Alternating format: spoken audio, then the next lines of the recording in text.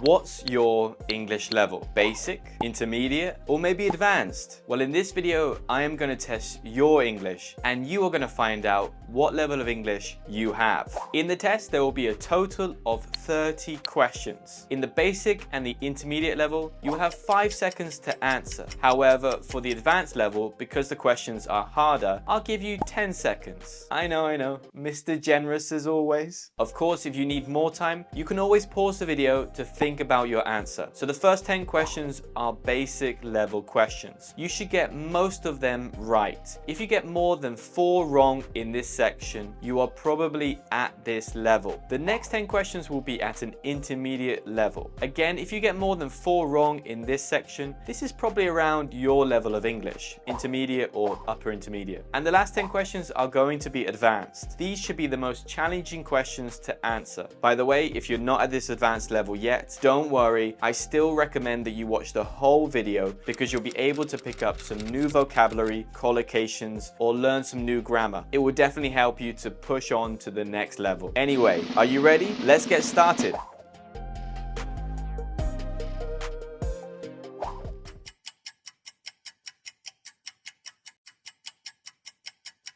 Ben goes to work every day. We need to make sure the subject and the verb agree. Ben, or he, goes to work every day.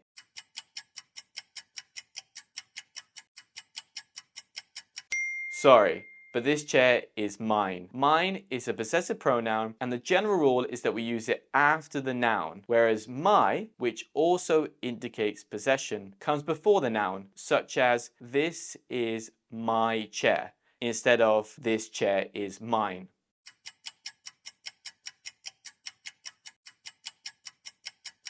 The test is in March. For all the months of the year, we use the preposition in.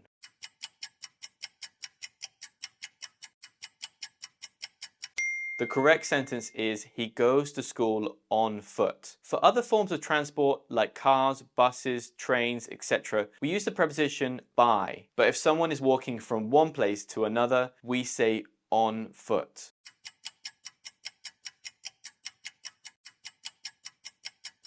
Any. I don't have any free time. We use any in this case because it is a negative sentence about an indefinite quantity. If it's a positive sentence, we use some.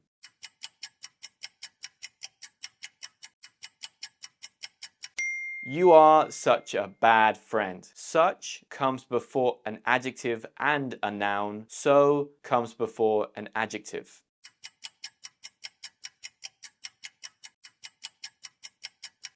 Sarah is shorter than Chris. The ending ER is added to adjectives with one syllable or sound to make them comparative.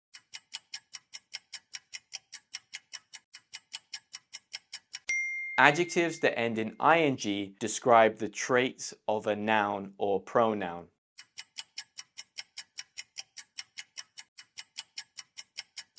Used to wear. Here, the sentence is describing an action that someone did in the past, but they do not do it now.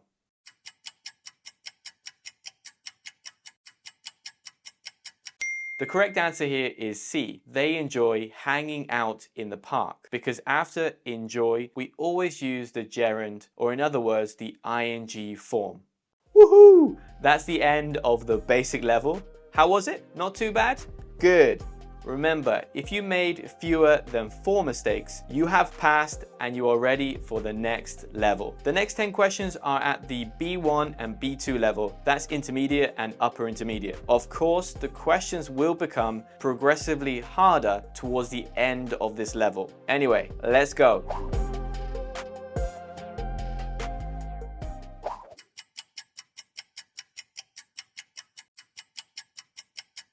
The correct option is where, because we're talking about a place.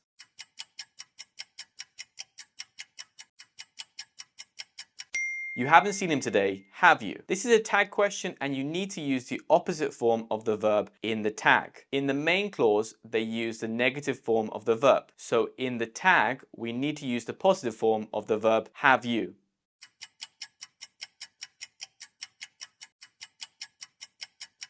If David said that, it must be true. The example is expressing certainty because it says he never lies. That's why we need to use must.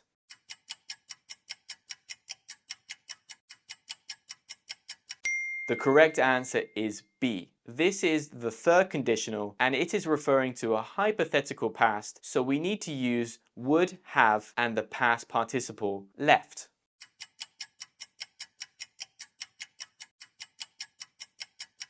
Although is the correct option. We use although here because we have two contrasting ideas. Being tired usually means it should be easy to sleep, but this person could not sleep. Also, although introduces the dependent clause.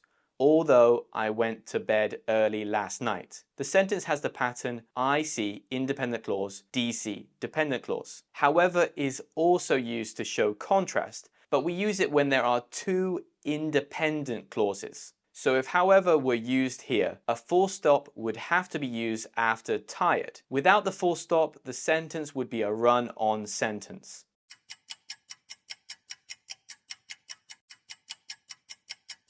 Neither do I. If someone says a negative statement and you want to respond by saying that you do or you feel the same, you need to use neither plus the auxiliary verb plus the subject. For example, I am not tired. Neither am I.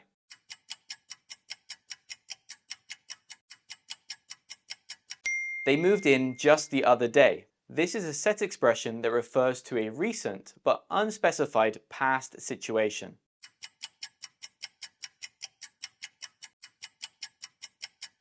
My sister borrowed my car over the weekend. Grammatically, this is the only option that would work. You could say, my sister lent me her car for the weekend, but we would need to add the word her, and it would mean that she gave me her car for the weekend.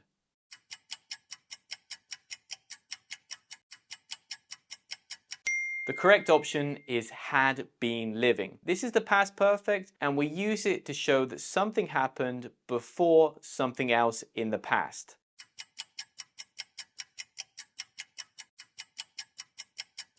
The correct option is B, have spoken, because this is the future perfect simple and we use it to talk about something that will be completed before a specific time in the future. Brilliant! You have made it to the final part of this test, the advanced level. The next 10 questions should be a little tricky, but remember, you have 10 seconds to answer, so just try and do your best. And of course, pause the video if you need some more time. What are we waiting for? Let's get started.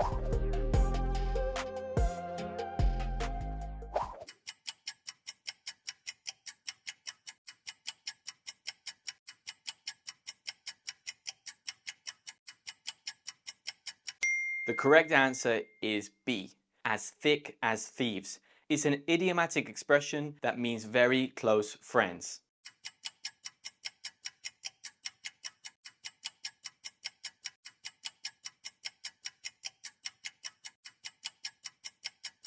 C, conversely, because we use it to show a contrast, like on the other hand or in contrast.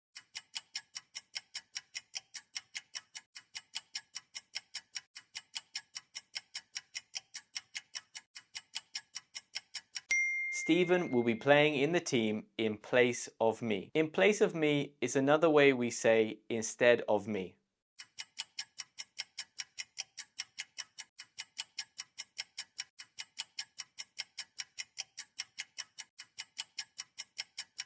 The correct answer is C. Rightly so. This is a set expression that means the decision is fair and morally correct.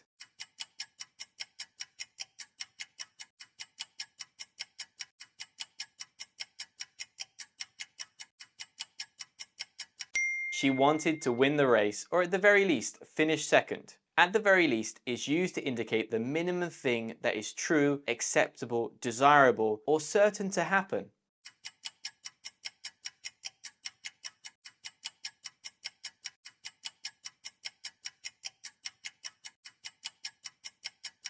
I understand that you're excited to get started, but let's just take one step at a time. This phrase means to progress gradually or carefully.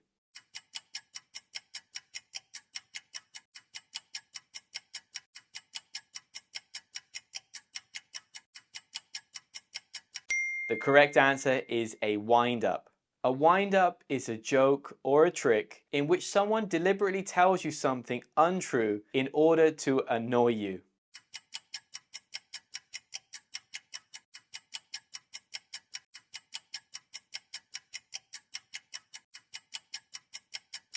Have you figured out what your brother was on about last night? To figure out means to discover the answer to something.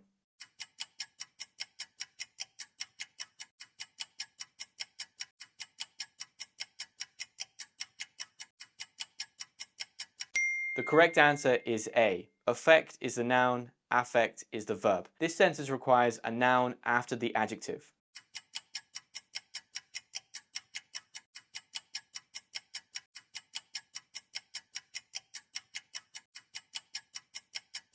The correct answer is A. Having increased slightly, the figure then went down. This is called a participle clause. We can use a participle clause when the participle and the verb in the main clause have the same subject. Yes! You made it to the end of the test. Well done if you were able to get almost all of the questions correct and reach the end of the test. You have an amazing level of English. However, if you were unable to make it past the beginning or the intermediate level, don't worry. Use this test to help you understand what you need to work on. As long as you are aware of your weaknesses, you are capable of reaching any level you want. Please always remember, learning English is a marathon, not a sprint. You need to enjoy the learning process. If you start to enjoy it rather than thinking about your end target, the learning process will happen naturally. You will one day wake up and be at your goal because you haven't had that pressure of reaching the advanced stage or fluency, whatever your target is. If you want to keep practicing your English today, check out this video. Yep, this one, click it. No, wait, here, click here. And if you like this video, don't forget to smash the like button. I'll see you next time.